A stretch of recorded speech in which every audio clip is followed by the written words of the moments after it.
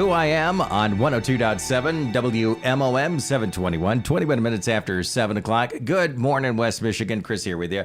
And also in the studio with us, Dr. Brandon Riemer from Riemer Eye Center. Brandon, how you doing this morning? I'm doing great. Thanks for having me. Absolutely. Thanks for coming in this morning. And by the way, if you're just joining us here on Mom FM, you can listen to this segment because we're going to be talking about glaucoma coming up in minutes here and moments here. And you can listen to it right here on your radio, on your smart devices like your Amazon Alexa, your Google Home, at WMOM.FM, streaming there on your tablet, PC, cell phone. And we're streaming this live on our Facebook page at WMOM and our YouTube channel at 1027 WMOM. So you can catch it there. And you've got your scrubs on today. You're getting ready to go into the office and hopefully educate people on this serious disease. Because just in the conversation that you and I have had off the air, this is something that we need to take serious, right? Absolutely. It causes permanent vision loss and one of the leading causes of blindness in the United States. And one of the things, which is scary in itself, because you talk with so many different people, and we're going to be talking about ages of can people younger get glaucoma? Is it just an older disease, individual's disease? Can it be reversed? Which signs say no in regards to that, and we're going to be chatting about that. But when we take that glaucoma test, isn't that the puff of air? Is that right or no? That's part of the test. So that's one way to measure the intraocular pressure or the pressure inside of the eye. Okay. So what is that test that we should be asking our doctor? And when we go see a doctor like yourself, is it a standard part of that procedure to check for glaucoma? Yeah, so part of our regular complete dilated exam, we look at the optic nerves, we check pressure, and we're checking peripheral vision, looking for any indications or early signs of glaucoma. Okay, and what are those signs? What is that initial phase like? So patients really don't have symptoms of glaucoma. That's the difficult part about the disease. There are about 3 million people in the United States that have glaucoma, and half of those people don't know they actually have the disease. So what we do is we look at it, and having the examination is what really kind of tells us those early indications if there's damage to the nerve or high pressure in the eye, that we can catch it early and treat it before there's permanent damage. We're talking with Dr. Brandon Riemer, Riemer Eye Center this morning about glaucoma. And, I know these are probably standard questions that you get asked, like, I've had blurry vision. Do I have glaucoma? But there's other diseases out there. But how do you identify, and how do we identify glaucoma? Do you mind taking both sides of that? Yeah, so patient-wise, it's hard for them to really identify that they have glaucoma because there are no symptoms. That's the difficult part about the disease. The brain has an amazing ability to adapt. So if we potentially could lose 50% of the nerve tissue in the eye before we start to really notice that we have change in vision or loss of vision. So you're already quite progressed in the disease before you pick up on it. So that's why it's important to have those complete exams early on so that we can catch it. Things we notice in the office are often it can be high pressure, but doesn't have to be. That there's damage or thinning of the nerve tissue, so lots of tests that we can perform in the office that allow us to look at that nerve tissue, how robust it is it getting thinner or changing, or are we losing nerve tissue over time? Is it a common disease? I mean, you said 3 million. Does that make it common at all or not? Yeah, it's fairly common. It's one of the leading causes of blindness in the United States, and I think it's estimated about 60 million people worldwide have glaucoma. Wow. So what do we do as human beings in general can we slow it down? Can we prevent it? Where are we at on that? Great question. So really we believe that the intraocular pressure plays a key role or pivotal role in glaucoma. And so that's what we typically treat. So we try to lower the intraocular pressure to protect the nerve to help prevent any permanent vision loss. So again, that's why it's important for the early examination to catch it before it causes that permanent damage. Once that damage is there, there's nothing I can do to reverse it or bring that vision back. And there's lots of treatment things that we can do to help bring that pressure down. Most commonly, we can start with eye drops or medications that lower the pressure. There are surgery that can be performed, in-office laser surgery that we can do, that ophthalmologists can do in their office. There's also we call minimally invasive glaucoma surgery, or MIG surgery, that can be performed often in combination with cataract surgery or standalone to help bring the pressure down. And then there also is incisional surgery that can be performed, like a trabeculotomies or tube shunts, to help bring the pressure down. And you've mentioned the word pressure throughout this. Does that create pain too, or not?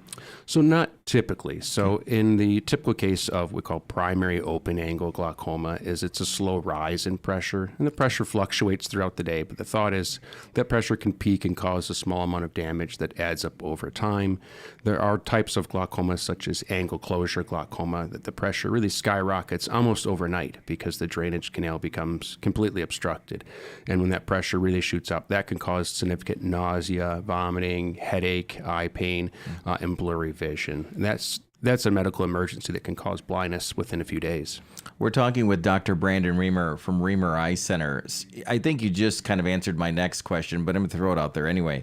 Early signs of glaucoma, if somebody has that, they're seeing you, they're talking about what you can do to slow that down. But can you truly, I'll say it this way, stop it in its tracks? Is that possible? Or is it, once you are diagnosed, it is just going to get worse and worse? Where are we at on that? So the vast majority of cases can be stopped or significantly slowed down to preserve vision. There are very few occasional cases that, even despite having adequate pressure control, that we still have damage over time, which is why I think we don't fully understand all of the root causes of glaucoma. But again, the vast majority of cases we can slow down and stop, prevent further vision loss or damage. Well, one of the notes that I have on this as part of this conversation is marijuana use. Is that something where that's part of the conversation now? Is it overly focused on, in the sense, or where is that sort of land in all of this? Yeah, occasionally I get that question of, well, will marijuana help? And I think there's always been that thought. When they did studies, they looked at it and they found that marijuana use could temporarily lower the pressure, but it was not enough or a long enough effect to make it a really viable option to treat glaucoma. The medications or eye drops do a significantly better, longer lasting effect at lowering pressure. All right, we're talking with Dr. Brandon Riemer, Riemer Eye Center, this morning. The topic is glaucoma, and one of the things that you'd mentioned just a few minutes ago is that we won't, in most cases, we won't know we have it until almost 50% of our vision is gone. Should we be having that conversation? And I say this, should we have this conversation with our eye doctors? Because in normal cases, as we get older, what we're talking about is, well, my vision's getting worse, my prescription changed, and so on and so forth. Is there a difference between the changing of prescription and the potential of disease? And how do you have that conversation with your doctor? Yeah, glaucoma really doesn't affect your glasses prescription. So I think you wouldn't notice with that regard is that really should be having your complete exam, dilate exam, where we're looking at the nerves and checking all those risk factors early on is the big key with that. Okay. You talked about pressure. Are there different types of glaucoma, or is it just straight across the board? So absolutely, there are many, many types of glaucoma. Most commonly when we talk about glaucoma, it's called primary open angle glaucoma. And when they refer to the angle, it's kind of where the drainage area or the trabecular meshwork is. It's where the iris meets the cornea, kind of in a corner. When that's wide open, that allows the fluid to drain out. There is a form of glaucoma called narrow angle glaucoma or closed angle glaucoma, where that is a narrower spot. Tends to be in people who are farsighted. And they're at risk for increased intraocular pressure because of the occlusion of that drainage area from their iris. And that would be the angle closure glaucoma. And that is, and you mentioned risks. So before we wrap up today, I think it's going to be important for us to discuss that. Can teenagers, can young adults, can kids get glaucoma? Is it more of after this particular age? Where does that stand? Yeah, so really glaucoma affects all ages. So babies or infants can be born with glaucoma, although rare. As we age, our risk of glaucoma significantly increases. So the biggest increase is really after the age of 60, where it really goes up for the risk of glaucoma.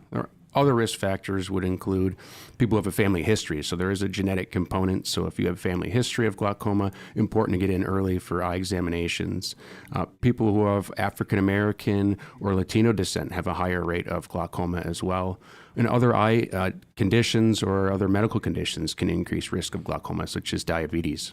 And what about preventing?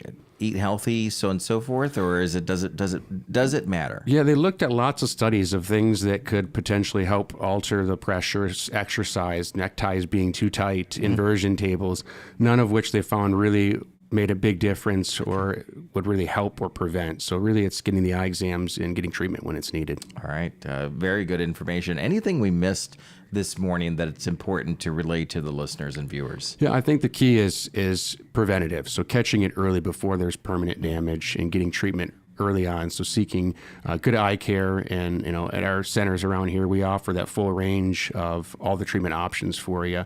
We're really the only office in the area that has all of those treatment options for you. All right, so have that conversation and stop into Riemer Eye Center and do that, because once that's the scary part, Brandon, is that once you are diagnosed with it, then it's with you. I mean, it's one of those diseases that you hope that doesn't add on to any other diseases that you have, or you don't want to have. So have that conversation with the team at Riemer Eye Center. Locations, can you go over that with us? Yeah, we're in Langton, Manistee, and Cadillac. All right, so stop in, conveniently located throughout the listening area. Make sure you have that conversation. And you can go to Riemer Eye Center's website as well as Facebook page. And you're taking new patients, right? I mean, absolutely, all absolutely. the time. So let's make this happen, and let's make sure that our vision is there for the rest of our lives. Brandon, anything else that we missed this morning? I think that covers it all. All right. Well, I appreciate you coming in and chatting about this serious conversation, the glaucoma.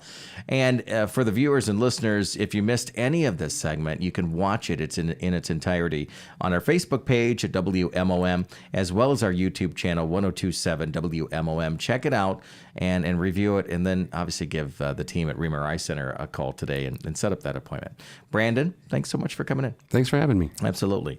It is 7:33 here on 102.7 Mom FM. A check of your weather forecast coming up in just a matter of moments on Mom FM. Bringing your hit music day in, day out.